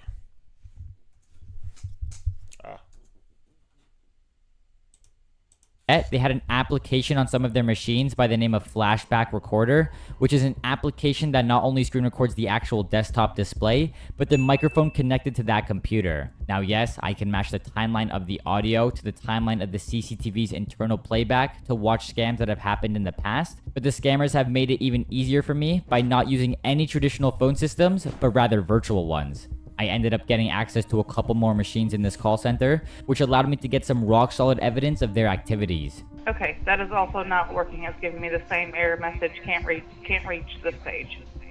Ma'am, I'll do one thing for you. I'll guide you some steps on your computer. Please follow it. Let me connect with your computer remotely and I'll set it up for you. Would that work? That's fine. So this victim followed some random stranger's instructions and installed a remote access tool on her computer. Now look at here, ma'am. Can you see there are a number of services which is stopped right now? Network connectivity, network assistant. By any chance, did you stop it, ma'am? Most of your services are down right now that connect your smart devices together, and that's the reason you're having this trouble with the network, ma'am. So let me do one thing for you. Let me put a proper scan on it so we can get the result why it's saying it, okay? I think I've now heard enough of this, and it's now time for me to warn this person about the scam. Hi, hello? Hello? Yes.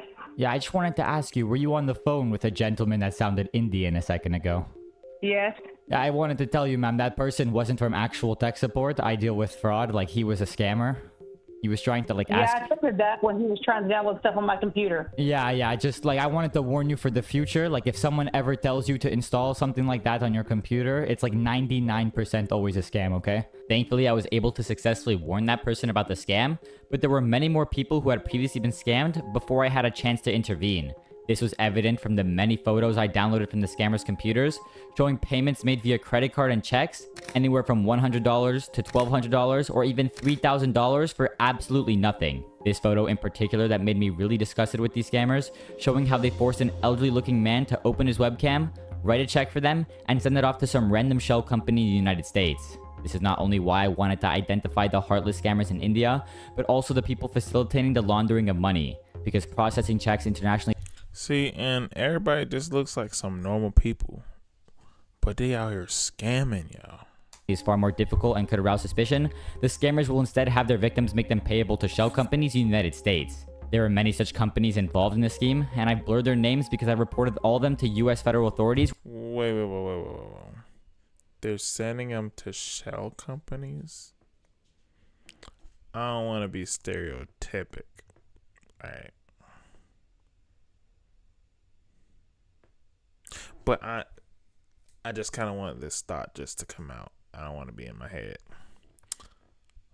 So, say they got family or friends that work at the Shell station, hence being Indian. I'm just going off the top of the cranium. What, of all businesses, why would it be the Shell station? You know what I mean? That's a gas station. Are they? I don't get it.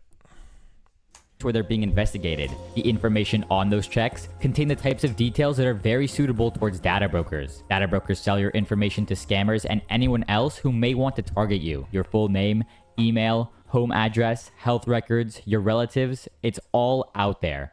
That's why I've been using Aura, the sponsor of today's video. Aura shows me which data brokers are selling my info. Yeah, I should have paid more attention in computer school. I was doing graphic design, so I don't think any of that would work. Anyways, I can't show you the business names that I reported to law enforcement, but what I can do is try to get the identities of every single person working inside the call center in India. My first approach was taking a look into the scammers' files in their computers, but this would turn out to be unsuccessful as they mostly only stored scam-related documents and not really any personal information that led me to identifying who they were. So at this point, I didn't really know how I was going to get the information of all 30 of these employees, but that's when I noticed someone on one of the camera views in a separate cabin. This individual is Avnit. She would turn out to be one of the HR managers working in this call center. And my proof of this is that the room she operates in literally has a sign that says HR room, and this is where I actually use the CCTV cameras to my advantage. I simply watched the cameras until Avnet would come into the office, waited for her to take the laptop out of her bag, watched her connect to the hijacked internet that I had access to, and then I was able to pivot to her computer directly. On her computer alone, I downloaded over 500 files containing confidential data. I can tell you this because the first few files I clicked on had things like employee resumes, photos of their ID cards, even pictures of the scammers themselves, and finally a spreadsheet that took the laptop out of her bag, watched her connect to the hijacked internet that I had access to, and then I was able to pivot to her computer directly. On her computer alone, I downloaded over 500 files containing confidential data. I can tell you this because the first few files I clicked on had things like employee resumes, photos of their ID cards, even pictures of the scammers themselves, and finally a spreadsheet that contains all of the agents. So you heard that. It's employee resume. So they out here. And I guarantee you, I can partially guarantee you that even being as virtual assistants, they could be doing the same thing. Kind of how I explained 500 files containing confidential data. I can tell you this because the first few files I clicked on had things like employee resumes, photos of their ID cards, even pictures of the scammers themselves, and finally a spreadsheet that contains all of the agents' and managers' personal names. At Fiverr, we offer... That's crazy.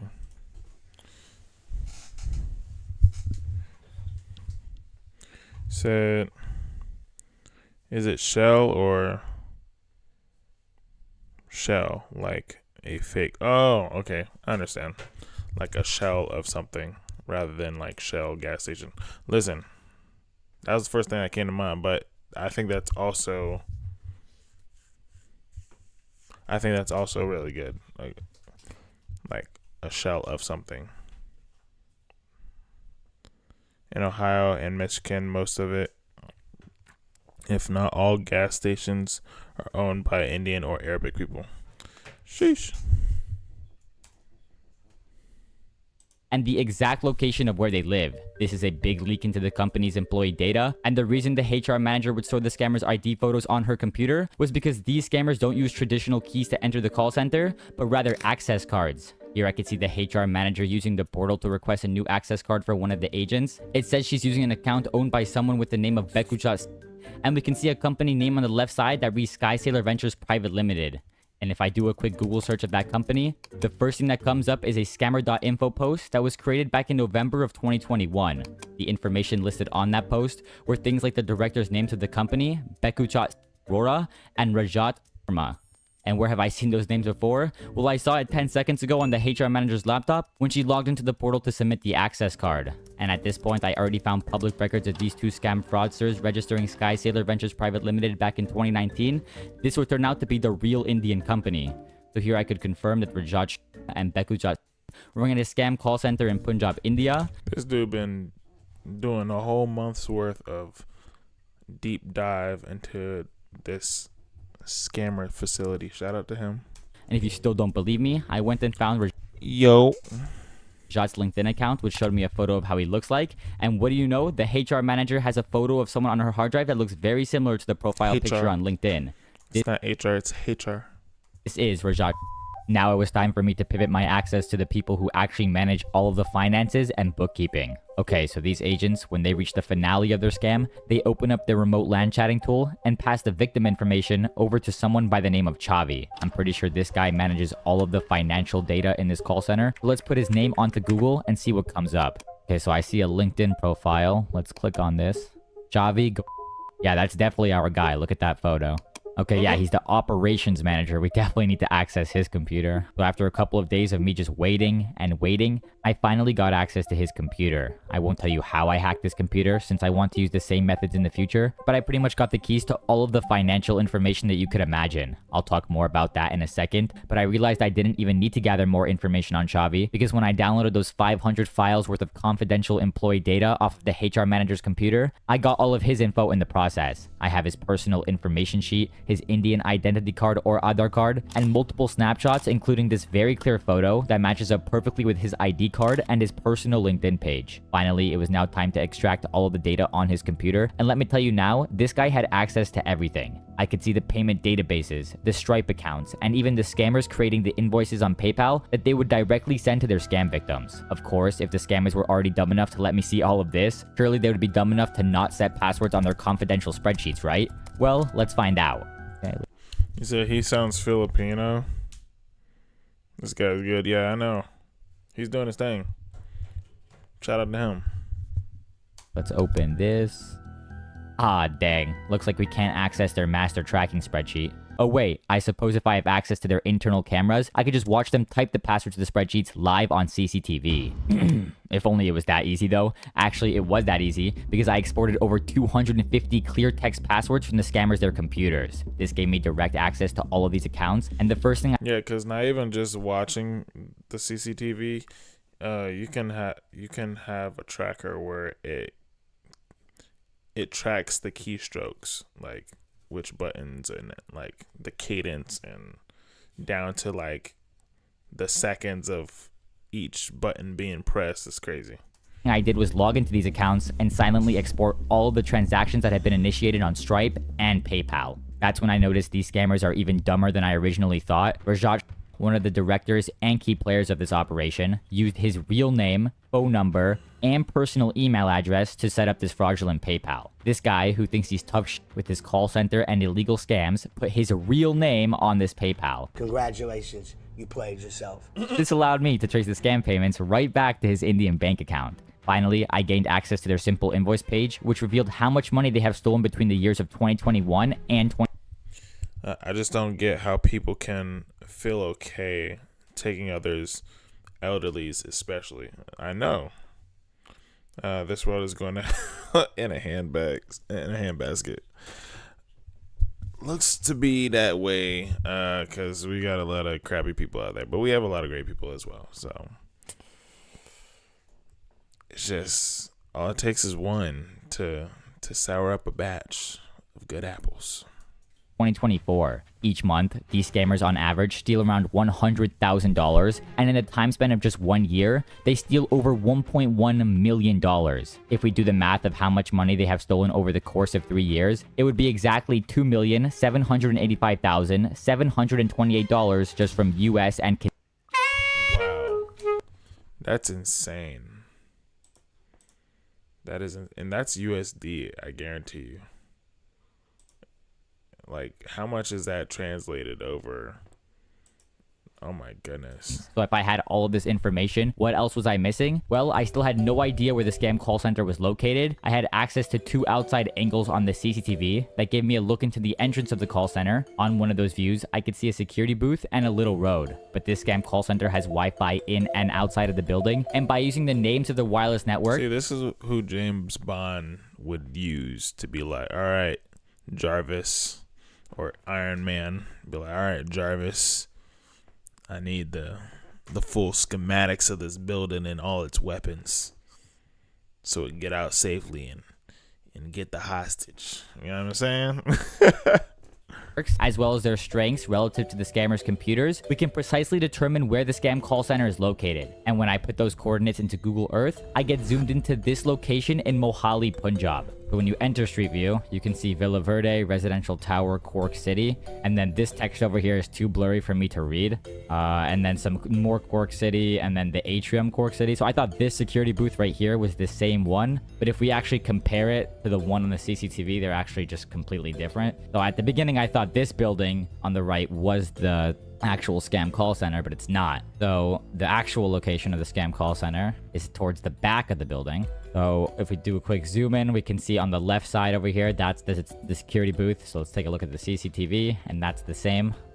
And if we look on the right side, we can see the parking lot. And on the left side, we have that turn. So I believe the scammers are in this building right here. So these scammers are located in the Atrium Cork City building of Sector 74, Phase AB, Mohali, Punjab. When I put that address into Google, the first result is the official CorkCity.com website, which is the exact same website I saw the HR manager using previously. I very quickly found this YouTube video giving a tour of the building, and at first I recognized the entrance from Google Street View imagery, but when they brought the camera to the back of the building, I was 100% able to confirm the location of the call center. In this frame right here, they even got a shot of the entrance, which matches up perfectly with what we can see on the CCTV cameras. So these scammers are located in this very high-end building. As stated in the description in this video, the building has a ton of amenities, like a massive swimming pool, a full fitness center, CCTV security cameras, and a 24/7 on-site security team. I wanted to identify if any other people have dealt with this call center in the past, and while looking at many reviews made by previously scammed victims, I actually remembered that I picked up a password to the scammer's Better Business Bureau account, allowing me to have full control of all of the reviews. No, I want to like respond to everyone and be like, oh, this is a scam company that we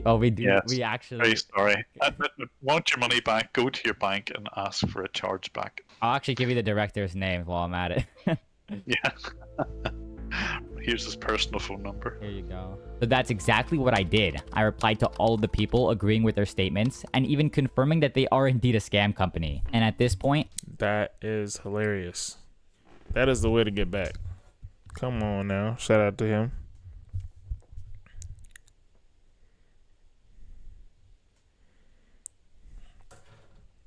I have gathered pretty much all the evidence I needed. I had the names of the bosses and most of the employees. I had their exact location. And finally, I was able to trace the scam payments right back to the managing directors. Instead of just watching them and doing nothing, let's rather engage in some sabotage. The first thing I did was report the scammer's Google AdSense account so that nobody can find their website anymore. Then I decided to report the website itself to GoDaddy so that no victims can access their chat support and phone numbers. Thirdly, I reported the scammers their service agreements to DocuSign. Next, I sent all of the scammers AnyDesk IDs to my friend Matt, who works at AnyDesk, and he managed to ban all of them permanently off of the platform. And Rajat, I reported all of your personal information to the FBI as well. Good luck trying to scam now, buddy. Finally, I logged into the scammer's PayPal account and manually started to refund each one of their victims.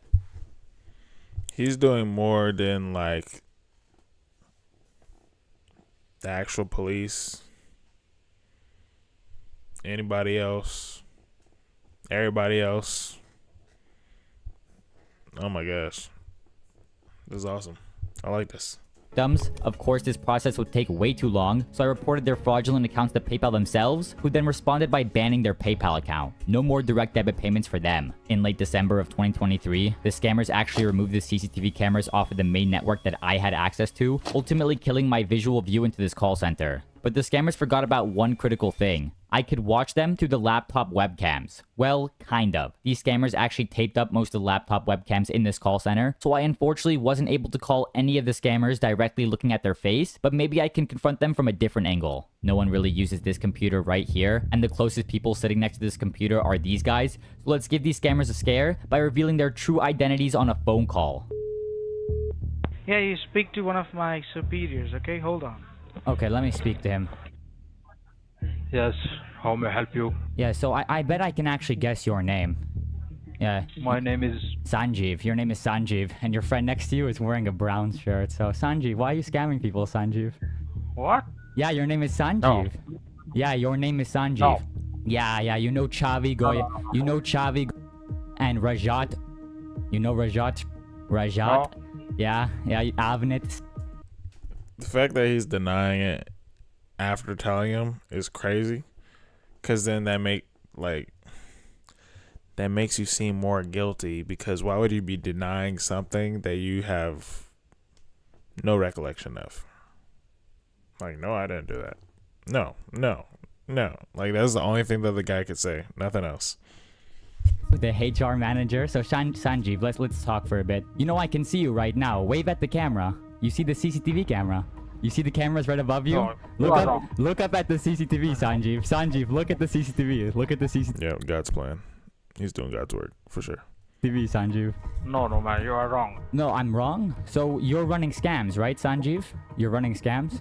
No. Yes, you are. man, no. Yeah, I can tell you your job. Your job is to manage all of the chats. So like the people send you the chat, and then you give it to the... So how are you not the scammer? Explain to me how you're not the scammer, Sanjeev. Explain to me. No, you are wrong. Are you panicking? Yo, the HR manager is right next to you. Hello? Explain to me how you're not the scammer, Sanjeev. Explain to me. No, you are wrong. Are you You paying? are wrong. He was shooting those nose like a machine gun. No. Yo, the HR manager is right next to you. Hello? Yeah. Yeah, can you please pass the call back to David? Or not? I am, you are already talking to him. Oh, I'm speaking to David right now? Yes. Oh, okay, so David, you're wearing a brown shirt right now, right? You're wearing a brown shirt? Like, look behind you. You know, no. So you know Skyfair Travels? Look at the CCTV cameras behind you. Like, you know, like, look behind you. I don't know what all you're like, saying. Turn around in your chair. Turn around. Like, turn around. Like, I'm looking at you. Turn around in your chair.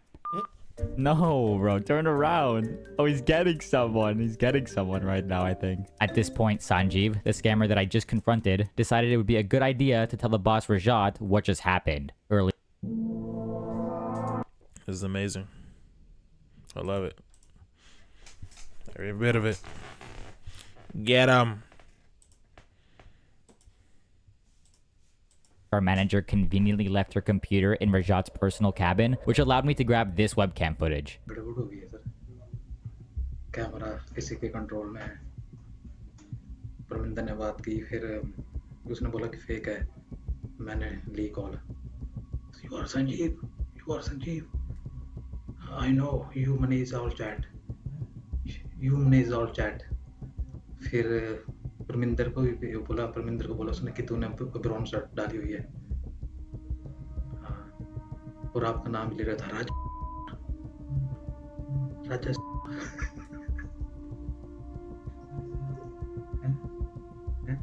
ऐसे बोला राजा के अंदर गया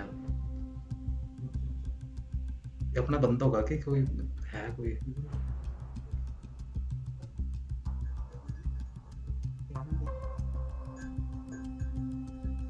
जब मैंने बात की ना उसने सीधा बोल दिया यू आर संजीव तो परमिंदर की शर्ट का कलर भी बता दिया उसने After this conversation, the HR manager entered the cabin and she unfortunately grabbed the laptop and took it back to her office. When she made it back to her room, they finally told her everything that had happened. Due to a technical issue, I wasn't able to get audio to this portion of the confrontation, but we can see the HR manager Avnet looking visually concerned when she notices her webcam light is on as well. Of course, she doesn't know anything about computers, so she leaves the room to grab someone with more experience. When she comes back in, we can see her point directly at the webcam. Sanjeev, the person we can see right here, tells her it might be a good idea to put some tape over the webcam. Fortunately for us, this is the HR manager and not the IT guy, so instead of taping the actual webcam itself, she taped the webcam light instead. बताओ क्या हुआ है मुझे तो बता ही सकते हो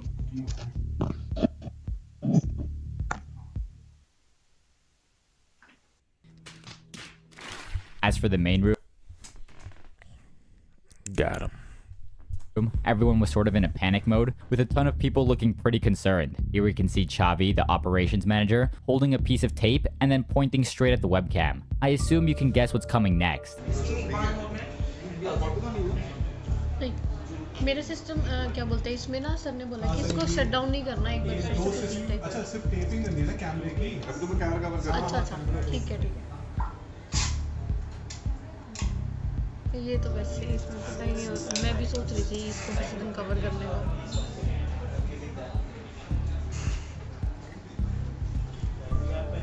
Like they're staring at the camera like they get stared deeper into it to find somebody at the other end. Webcam इसका चल रहा है चल रहा है हाँ वेबकैम चल रहा है इसका वो कैसे चला होगा Oh yeah, this is definitely it. They're taping it forever. Why are you guys smashing the laptop? Or they're smashing the laptop. And the scammers lived miserably ever after. If you guys did enjoy this video, make sure to like and subscribe before clicking off. Thank you for watching and have a nice day. Hey, look, we gonna check more of these out at a later date.